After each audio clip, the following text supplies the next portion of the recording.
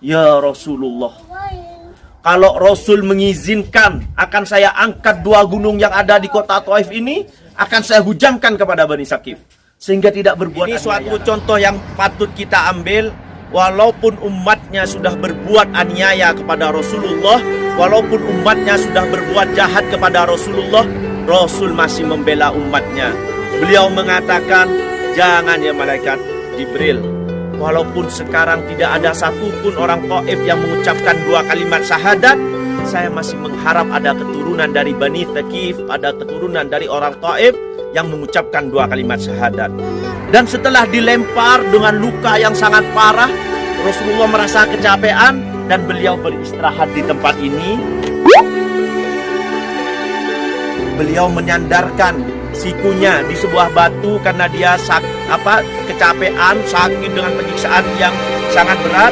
Beliau menyandarkan sikunya di sebuah batu dan batu itu memberikan kenyamanan, melunak seperti halnya bantal, sehingga pada batu itu ada bekas siku. Dan masjid ini sekarang disebut dengan Masjid Ku atau Masjid Siku.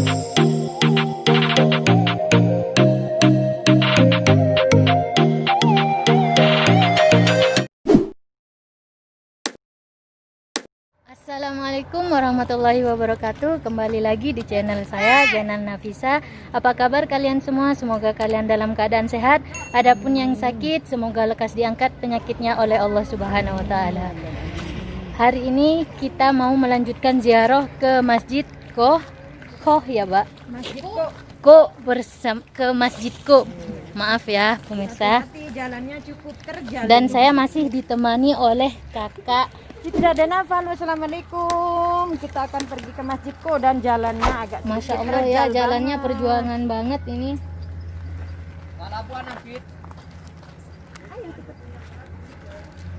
Ini Zainal Nafisa datang ke Kota Taif sengaja bikin video biar sahabat-sahabat semuanya tahu masjid yang ada di Kota Taif ya. Oke, ikutin terus videonya, jangan di skip dan jangan lupa untuk ditekan tombol lonceng, tombol subscribe-nya agar saya selalu semangat bikin video-video selanjutnya. Di sini ada apa, Mbak? Ada pohon. Kalau kata orang Indonesia ini pohon kaktus, tapi di sini berbuah. Nama buahnya bersumi. Bersumi. Dan bisa dimakan ya? Ya, pastinya dimakan dan harganya cukup mahal tapi kalau musim hanya 10 real. Dan rasanya manis. Saya lanjutin ya ke sejarah yang barusan yang terputus, karena ini ada kaitannya dengan ini. Nah, sahabat-sahabat semuanya, sekarang kita berada di tempat yang paling bersejarah bagi Rasul, yang menjadi saksi kecintaan Rasul kepada umatnya, yaitu Masjid Ku. Jadi setelah Rasulullah dipukul melewati barisan di gerbang yang tadi saya ceritakan, Rasulullah dengan parah, luka yang sangat banyak, sampai-sampai malaikat menawarkan ingin menghukum masyarakat yang ada di kota Taif ini dengan diangkatnya dua gunung. Namun apa jawaban Rasulullah? Ini suatu contoh yang patut kita ambil. Walaupun umatnya sudah berbuat aniaya kepada Rasulullah, walaupun umatnya sudah berbuat jahat kepada Rasulullah, Rasul masih membela umatnya. Beliau mengatakan, jangan ya malaikat Jibril, walaupun sekarang tidak ada satupun orang Taif yang mengucapkan dua kalimat syahadat, saya masih mengharap ada keturunan dari Bani Thaqif, ada keturunan dari orang Taif yang mengucapkan dua kalimat syahadat. Jadi di sini juga sampai peristiwa di Taif ini sampai diceritakan di dalam Al-Quran pembelaan Rasulullah kepada Allah, yaitu termaktub dalam Al-Quran, Bismillahirrahmanirrahim, Allahumma hdi qaumi fa innahum la ya'lamun. Ya Allah, berikan petunjuk kepada kaumku, sebenarnya mereka melakukan itu karena ketidaktahuannya. Itulah salah satu kecintaan Rasulullah kepada umatnya. Padahal seandainya Rasulullah mengizinkan malaikat untuk menghukum orang Taif, tidak akan mengurangi sedikit pun jatah Rasulullah untuk masuk surga. Tapi Rasulullah sangat cinta kepada umatnya. Dan setelah dilempar dengan luka yang sangat parah, Rasulullah merasa kecapean dan beliau beristirahat di tempat ini. Beliau menyandarkan sikunya di sebuah batu karena dia kecapean, sakit dengan penyiksaan yang sangat berat. Beliau menyandarkan sikunya di sebuah batu, dan batu itu memberikan kenyamanan, melunak seperti halnya bantal, sehingga pada batu itu ada bekas siku. Dan masjid ini sekarang disebut dengan Masjid Ku atau Masjid Siku. Pada waktu beristirahat di tempat ini, Rasulullah dilihat oleh penduduk Mekah yang memiliki perkebunan di sini, yaitu Utbah dan Syaibah bin Rabi'ah. Beliau melihat ada orang yang terluka sehingga mengutus budaknya yang bernama Addas. Barusan masjidnya yang kita kunjungi. Nah, jadi Utbah bin Rabi'ah itu merasa kasihan sehingga mengutus budaknya yang bernama Addas untuk memberikan air dan anggur.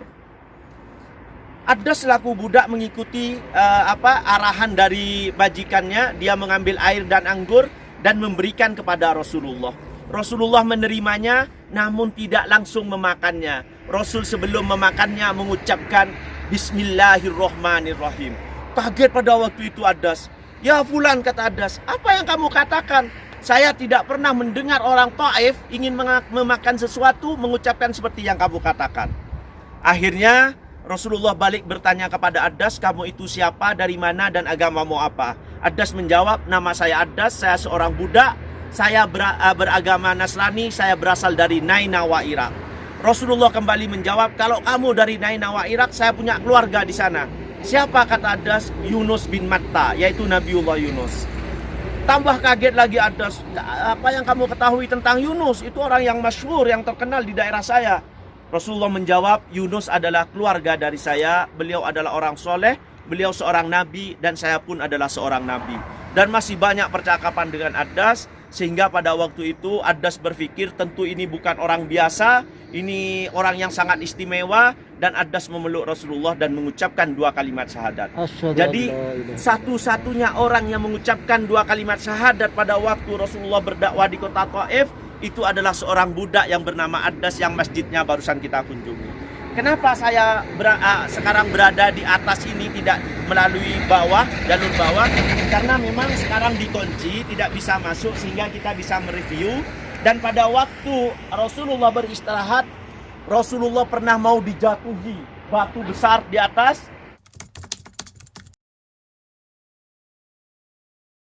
Namun Allah mengutus malaikat untuk menahannya dengan batu kecil. Coba bisa dilihat di atas, itu ada batu besar yang disanggah dengan batu kecil.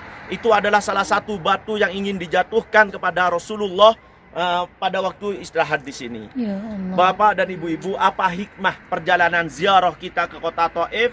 Tidak ada yang sia-sia dalam setiap ziarah. Karena kenapa? Apalagi kita orang biasa. Rasulullah saja di dalam Al-Quran banyak diceritakan tentang sejarah Nabi Yunus, sejarah Nabi Yusuf, dan berbagai macamnya. Hikmahnya apa ziarah ke kota Taif ini? Ada beberapa hikmah yang perlu kita ambil. Pertama, tidak semua kezaliman atau kejahatan harus dibalas dengan kejahatan. Salah satu contoh yaitu seandainya Rasulullah mengizinkan malaikat untuk menghukum orang Taif, mungkin sekarang tidak ada satupun orang Taif yang hidup, semuanya musnah. Namun berkat kesabaran dan doa dari Rasulullah, sekarang tidak ada satupun orang Taif yang memeluk agama kecuali agama Islam. Jadi ini salah satu hikmah. Kenapa? Walaupun waktu itu Rasulullah gagal, tapi berkat doa dan kesabarannya, sekarang adalah kesuksesannya dengan bukti sekarang semua orang Taif beragama Islam. Hikmah yang kedua, apa yang bisa kita ambil? Bahwa dengan mengetahui sejarah Rasul, kita bisa lebih meningkatkan keimanan kita bahwa Islam itu tidak menyebar sesuai yang kita pikirkan, tidak semudah membalikkan telapak tangan, tapi Islam itu menyebar ke seluruh alam berkat perjuangan dan pengorbanan dari Rasulullah. Oleh sebab itu Rasulullah sangat cinta kepada kita. Bahkan bapak dan ibu-ibu diceritakan Rasulullah pada waktu berkumpul dengan para sahabat, Rasulullah mengatakan, saya sangat rindu kepada saudaraku, katanya. Sahabat kaget, Loh, saya ini bukan saudaramu ya Rasulullah? Rasulullah menjawab, bukan, kamu itu adalah sahabatku. Terus siapa saudaramu itu ya Rasulullah? Saudaraku adalah orang yang beriman kepadaku walaupun dia tidak pernah melihatku. Berarti siapa? Kita semua yang hadir saat ini. Mudahan dengan belajar sejarah tentang Nabi ini, saya tidak ingin mengkultuskan suatu tempat, cuman saya ingin mengambil hikmah dari perjalanan setiap sejarah. Mudah-mudahan dengan sejarah ini kita semakin cinta kepada Rasulullah. Amin. Oleh sebab itu tidak ada salahnya kita mengucapkan selawat kepada Rasulullah. Allahumma salli ala sayyidina Muhammad wa ala ali sayyidina Muhammad. Demikian sejarah singkat tentang Masjid Ad-Dad dan Masjidku. Maka insyaallah nanti kita bisa lihat video-video berikutnya tentang Masjid Abbas atau tempat-tempat yang keindahan yang ada di Kota Thaif. Sekali lagi, apabila ada salahnya, saya pribadi bisa diperbaiki melalui komen di setiap YouTube yang ada di sahabat-sahabat semua, sebagai perbaikan bagi saya, karena saya yakin, saya pun sadar bahwa saya al-insan mahlul khata' wan nisyan, adalah manusia yang penuh dengan salah dan lupa. Oleh sebab itu, perbaikan, saran dan kritik sangat saya harapkan. Sekali lagi saya mohon maaf apabila ada kesalahan, apabila ada benarnya itu semata-mata dari Allah Subhanahu wa taala. Wabillahi taufik wal hidayah. Wassalamualaikum warahmatullahi wabarakatuh. Terima kasih.